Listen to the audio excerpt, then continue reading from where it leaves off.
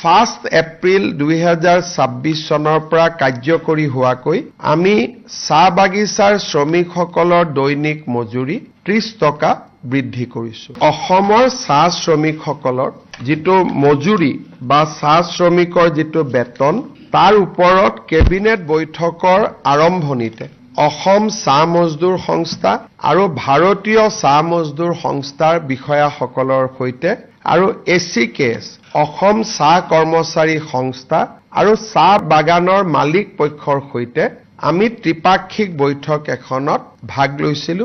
তাত সিদ্ধান্ত হৈছে যে ভাৰত চৰকাৰে এতিয়া লেবাৰ কোড প্ৰণয়ন কৰিছে। 6 মাহৰ পিছত চাহ শ্ৰমিকসকলৰ মজুৰি নিৰ্ধাৰণৰ প্ৰক্ৰিয়াটো আমি আৰম্ভ কৰিব লাগিব নতুন লেবাৰ কোড মতে। পশ্চিমবংগই সেই কাৰণে চাহ শ্ৰমিকৰ মজুৰি বৃদ্ধি কৰা নাই, কাৰণ লেবাৰ কোড মতে কৰিবই লাগিব। কিন্তু বাগানৰ শ্ৰমিকসকলে ফাইনেল মজুৰি নিৰ্ধাৰণ হোৱাৰ আগতে অন্তৰ্বৰ্তীকালীন এটা মজুৰি বৃদ্ধিৰ বাবে আমাক আবেদন কৰিছিলে। আমিও কেবিনেটত এই বিষয়ে আলোচনা কৰিলো।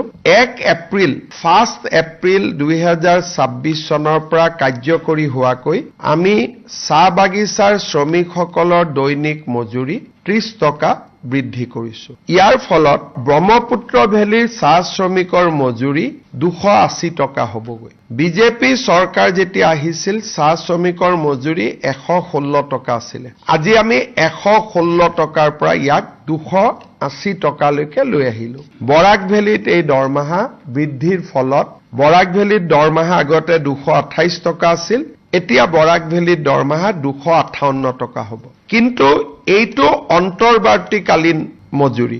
মই আশা কৰো যেতিয়া ফাইনেল মজুৰি হ'ব ই 300 টকা পাৰ হৈ যাব।